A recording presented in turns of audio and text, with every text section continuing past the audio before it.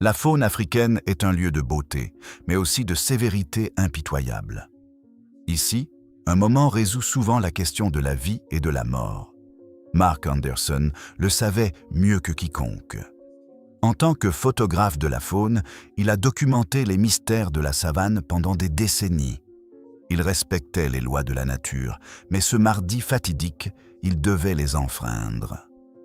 La saison sèche tenait fermement le sol dans son étau. Les rivières, autrefois tumultueuses, se sont transformées en sentiers poussiéreux. La chaleur était insupportable et seuls les plus forts et les plus adaptables survivaient dans cet enfer. Mark a été témoin de nombreuses tragédies à travers l'objectif de sa caméra, mais rien ne pouvait le préparer à ce qu'il verrait ce jour-là. C'était un après-midi chaud, l'air vacillait de la chaleur. Soudain, le silence a été brisé par le son. Ce n'était pas un grognement agressif, mais un cri plaintif et désespéré. Poussé par une force invisible, Mark suivit le son à travers des fourrés épais jusqu'à ce qu'il se trouve au pied d'une falaise abrupte. Le son venait de loin. Il a examiné le rocher avec des jumelles.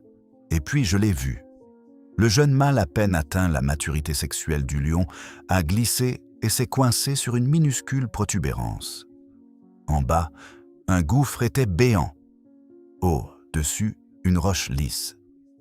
L'animal était à la limite de ses forces, les côtés creux, les yeux pleins de panique. Il doit y être resté quelques jours. L'esprit disait à Mark qu'il fallait partir. Le lion blessé est imprévisible et mortel, mais Mark ne pouvait pas simplement détourner le regard.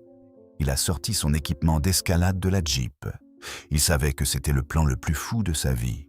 Il devra descendre la corde directement à la portée des griffes et des dents. Pas à pas, il descendait. Quand il a atteint le niveau du lion, l'animal a grogné et s'est précipité sur lui. Mark est suspendu dans les airs, le cœur battant furieusement dans la poitrine. Pendant des heures, il s'est accroché là, parlant au prédateur d'une voix douce mais ferme, jusqu'à ce que l'épuisement du lion surmonte sa peur. La sueur pinçait les yeux. Les mains étaient dans le sang de la corde rugueuse. Chaque muscle de son corps criait de douleur.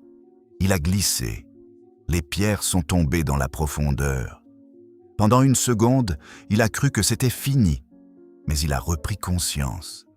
Maintenant, il ne pouvait pas abandonner. Enfin, il a fait l'impossible. Il a réussi à faire une boucle sur la poitrine du lion. Avec l'aide d'un bloc fait maison et d'une force surhumaine, il a abaissé l'animal lourd à la surface. Une fois sur terre ferme, Mark a délié le nœud. Il s'attendait à une attaque. Il était prêt à mourir, mais le lion n'a pas attaqué. Il se tenait hésitant, secoua la crinière et se tourna vers Mark. Dans ses yeux ambrés, il n'y avait pas de haine, mais une compréhension profonde, presque humaine. Un long et silencieux échange de vues reliant les deux mondes. Puis le roi des bêtes a disparu dans les hautes herbes. Les années écoulées. Mark a vieilli. Ses cheveux sont gris. Une fois, une expédition l'a ramené dans la même vallée. Mais cette fois, la chance n'était pas de son côté. Sa voiture est tombée en panne bien au-delà de la route. Le soleil se couchait, les ombres s'allongeaient, et puis ils sont apparus. De l'obscurité est sortie la fierté des 5 lions de l'État. Ils chassaient, et Mark était la proie. Ils l'ont entouré, forçant leurs muscles pour le saut. Mark ferma les yeux, se préparant à la fin. Il sentit le souffle chaud du premier lion, prêt à sauter. Le chef était une véritable machine de guerre, blessé par d'innombrables batailles. La cicatrice passait au-dessus de son œil gauche. Sa crinière était sombre et épaisse. Il respirait une force débridée qui faisait couler le sang dans les veines. Ce n'était pas un lion ordinaire. Soudain, Pride s'est figé. Un grand rugissement a fait trembler la terre.